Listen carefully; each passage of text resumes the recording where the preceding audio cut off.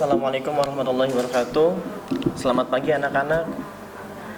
Alhamdulillah pada kesempatan pagi hari ini kita bisa bertemu kembali dengan keadaan sehat walafiat, terhindar dari COVID. Oke, sebelum kita memulai pelajaran pagi hari ini, alangkah baiknya kita berdoa terlebih dahulu. Ikuti ucapan Bapak. Bismillahirrahmanirrahim. Rabbi zidni ilman warzuqni fahman.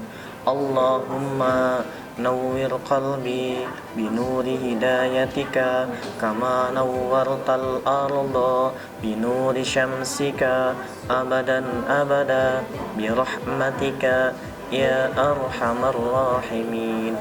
Alhamdulillahi rabbil alamin. Alhamdulillah. Selanjutnya kita memulai materi. Sedikit Bapak paparkan, nanti Bapak paparkan di PPT. Materi pada kesempatan hari ini yaitu tentang riba. Riba merupakan tambahan yang diambil atas adanya suatu utang piutang antara dua belah pihak atau lebih yang telah diperjanjikan pada saat awal mulanya perjanjian.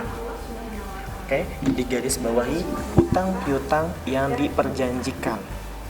Ya, dasar hukum riba terdapat pada surah Al-Imran ayat 130. A'udzubillahi minasyaitonirrajim. Bismillahirrahmanirrahim.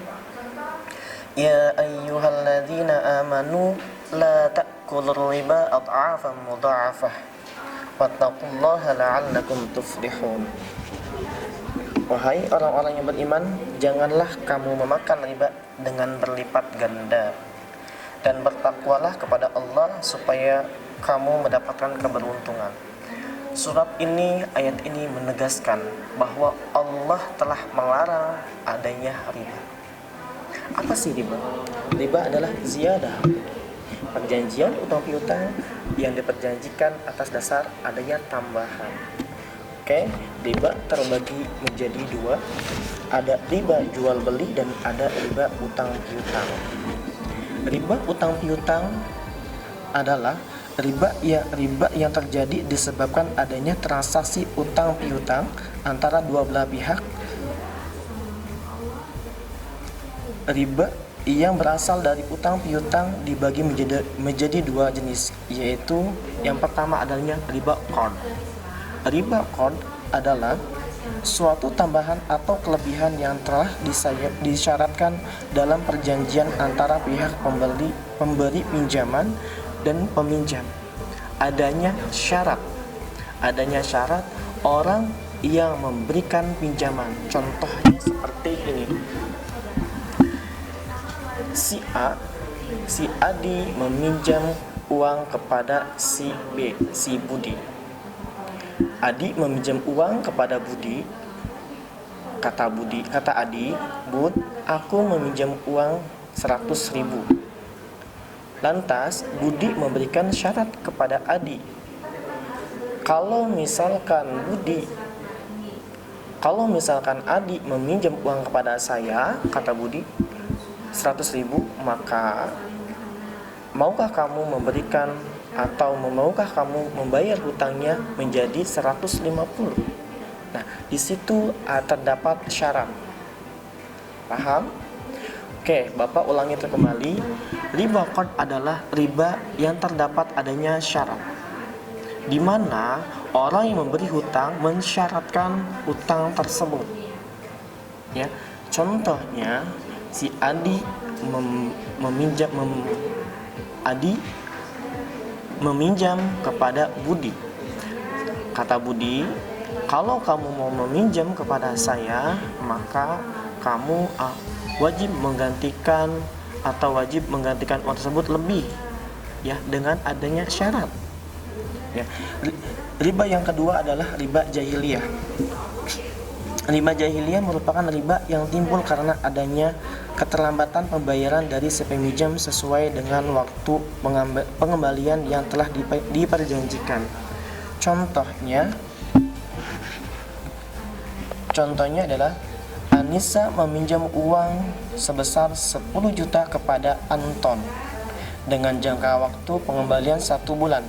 Dalam perjanjian disebutkan bila Anissa tidak dapat mengalihkan pinjamannya dalam suatu bulan, maka setiap bulan keterlambatan pembayaran akan dikenakan tambahan 2%. Oke, Bapak contohkan seperti ini. Kalau tadi Budi mensyaratkan, kalau sekarang adalah jatuh temponya. Contoh, Adi meminjam uang kepada Budi. Kata Budi, oke, kamu mau minjem uang berapa? 10 juta. Kapan kamu mau bayar? 1 bulan dari sekarang. Oke, kalau misalkan pembayaran hutang kamu 1 bulan ke depan tidak tepat waktu, maka terdapat adanya bunga. Jadi keterlambatan waktu atau jatuh tempo itu yang dinamakan dengan riba jahiliyah. Paham? Oke, Bapak akan ulang kembali. Riba jahiliyah adalah riba merupakan yang timbul karena adanya keterlambatan pembayaran atau jatuh tempo. Contohnya, Adi meminjam uang kepada Budi. Kata Budi, kalau misalkan kamu mau minjem uang kepada saya, harus tepat waktu. Resikonya kalau tidak tepat waktu akan dikena cas atau bunga. Oke, saya berani meminjam. Berapa kamu mau minjam? Kata Budi. 10 juta, kata Andi. Oke, kapan mau bayar? Sekarang tanggal 4 Agustus, berarti saya akan bayar tanggal 4 September.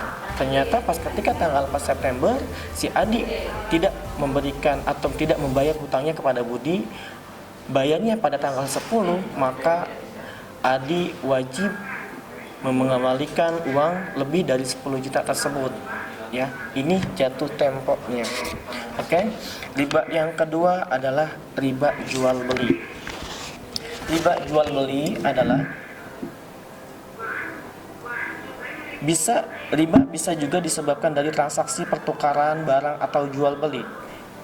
Riba tersebut yang berasal dari transaksi jual beli dengan menjadi 2 jenis riba, yaitu adanya riba fadl dan riba nasi'ah. Oke, Bapak terangkan satu persatu.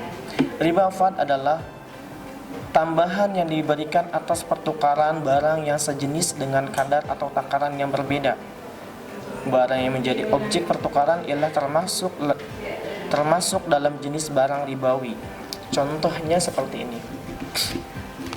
Jika si Adi dan si Budi berangkat ke Banten, anak-anak udah pasti tahu ya Banten seperti apa.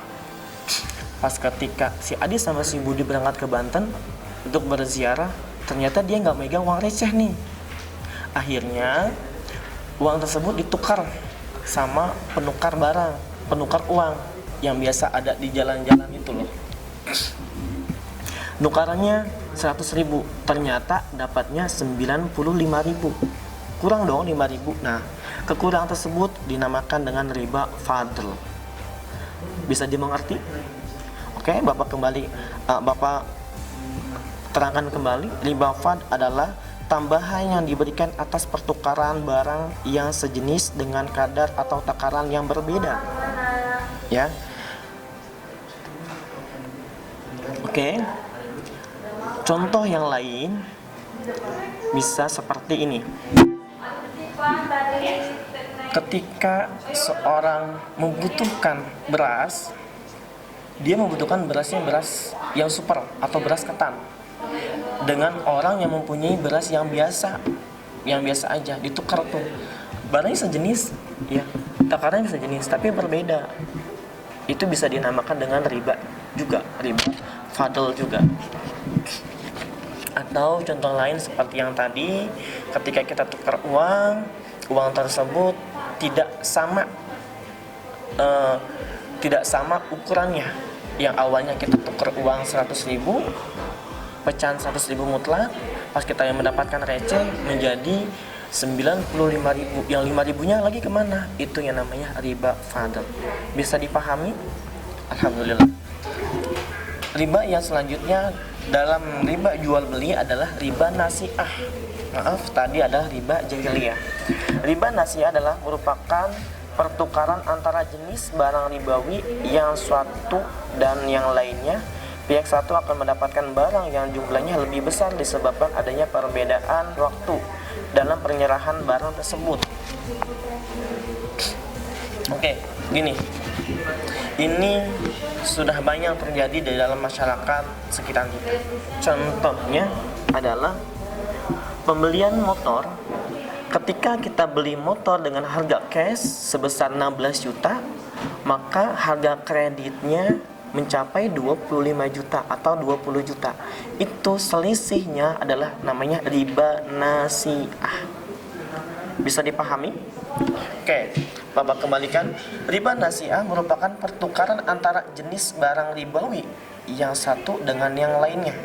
Pihak satu akan mendapatkan barang yang jumlahnya lebih besar disebabkan adanya perbedaan waktu dalam penyerahan barang tersebut. Ya, perbedaan waktu yang seharusnya harga motor itu 16 juta karena dikreditkan, akhirnya harga motor tersebut bisa menjadi 20 juta atau 20 jutaan. Itu yang dinamakan riba nasi'ah. Mudah-mudahan materi pada pagi hari ini bisa bermanfaat, bisa diaplikasikan dalam kehidupan kita sehari-hari. Bapak tutup dengan pembacaan doa. Subhanaka Allahumma wa bihamdika asyhadu an la ilaha illa anta astaghfiruka wa atubu ilaika. Wassalamualaikum warahmatullahi wabarakatuh.